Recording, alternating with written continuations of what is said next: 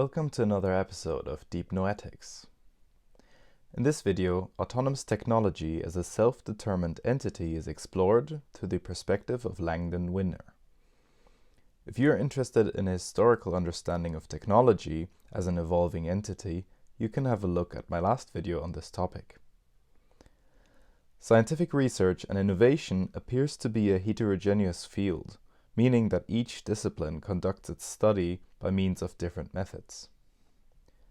To borrow a concept by Karen Knarr-Cetina, these differing approaches can be termed as epistemic cultures.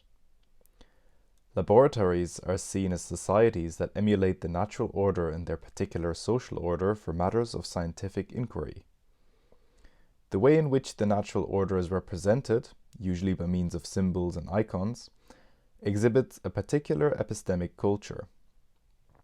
According to Winner, an inherent qualitative difference between scientific and non-scientific cultures can be mainly established in regard to their relationship to technics.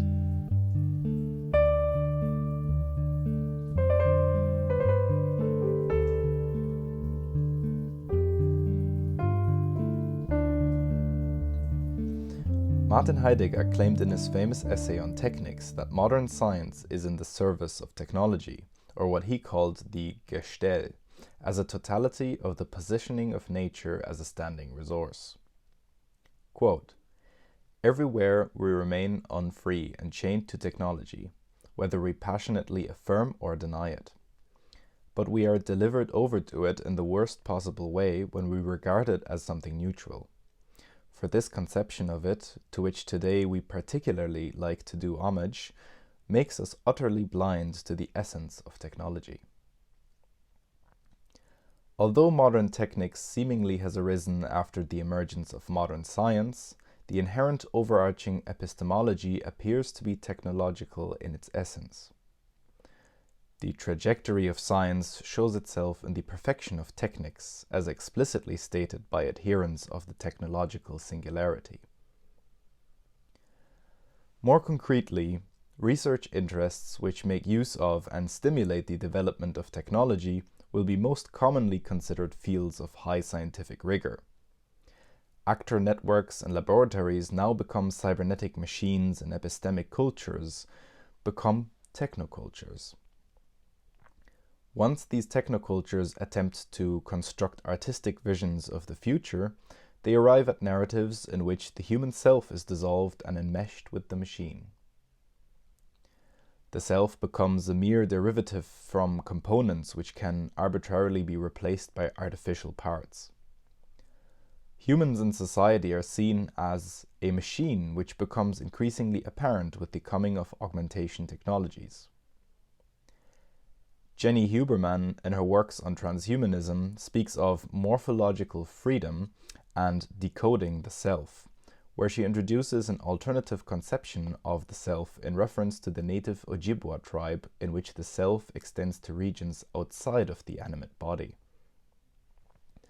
Hair and nail clippings may very well be considered parts of the self. This elaboration is given as an example for potentially different constructions of the self outside of the westernized Cartesian version of the so-called soul machine. By introducing augmentation technology, the self is similarly extended to external components.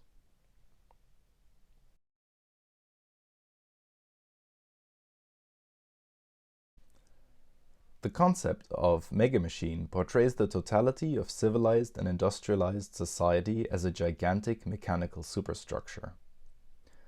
Lewis Mumford represents another author who considered the machine to be an old companion of human development. He described the megamachine as an ever-reoccurring construction of man since antiquity. Quote, "Conceptually, the instruments of mechanization 5,000 years ago were already detached from other human functions and purposes than the constant increase of order, power, predictability, and above all, control. With this proto-scientific ideology went a corresponding regimentation and degradation of once autonomous human activities. Mass culture and mass control made their first appearance. With modern symbolism, the ultimate products of the megamachine in Egypt were colossal tombs, inhabited by mummified corpses, while later in Assyria, as repeatedly in every other expanding empire, the chief testimony to its technical efficiency was a waste of destroyed villages and cities and poisoned soils. The prototype of similar civilized atrocities today. As for the great Egyptian pyramids, what are they but the precise static equivalents of our own space rockets? Both devices for securing at an extravagant cost a passage to heaven for the favored few.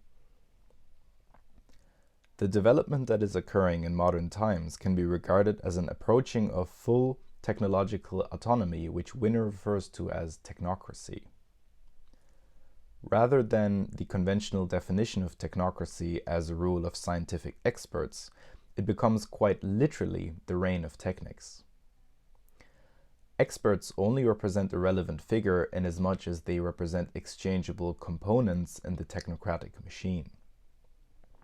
The theme of technological progress presents an increasing availability of natural resources for positioning and processing within the realm of technics. This making available has entered a stage of turning inwards towards positioning the human in form of data as a standing resource.